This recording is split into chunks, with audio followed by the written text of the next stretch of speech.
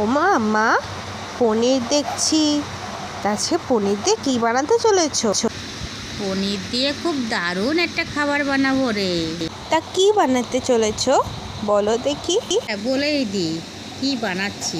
তো বন্ধুরা, নতুন একটা ভিডিও নিয়ে চলে এসেছি। আজকের ভিডিও হচ্ছে পনির মশলা ফ্রাই। পনির মশলা ফ্রাইয়ের জন্য নিয়ে নেব হচ্ছে উপকরণ। তো প্রথম 250 আমি নিয়ে নেব হচ্ছে পনির, আর নিয়ে নেব 500 দেরাদুন রাইস, আর তার মধ্যে দেবো খানিকটা আলু। তো এটা সম্পূর্ণ নিরামিষ হবে। তো প্রথম আমি পনিরটা কেটে নেব, নিয়ে ভালো করে মশলাটা বেটে নেব। মশলাতে নিয়ে নেব আদা, গোলমরিচ, শুকনো লঙ্কা আর জিরে আর ধনে দিয়ে ভালো করে বেটে নিয়ে নেব। নেওয়ার পরে এবার পনিরগুলো আমি লম্বা লম্বা করে কাটবো, চৌকো চৌকো করে না।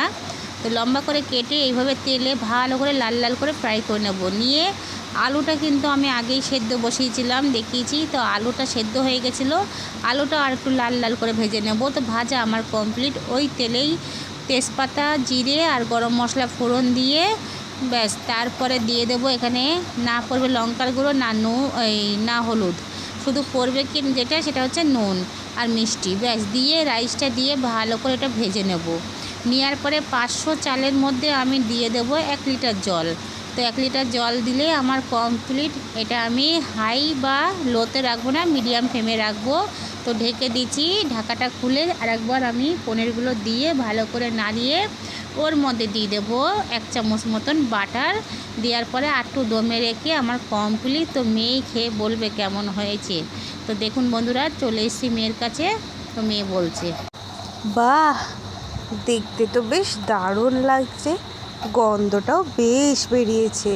এবারে খেয়ে দেখতে হবে। খেতে তো দারুণ হয়েছে, আলুটাও বেশ সফট হয়েছে। এবারে সব কিছু একসঙ্গে নিয়ে খেয়ে দেখতে হবে। বাহ, খেতে হয়েছে দারুণ।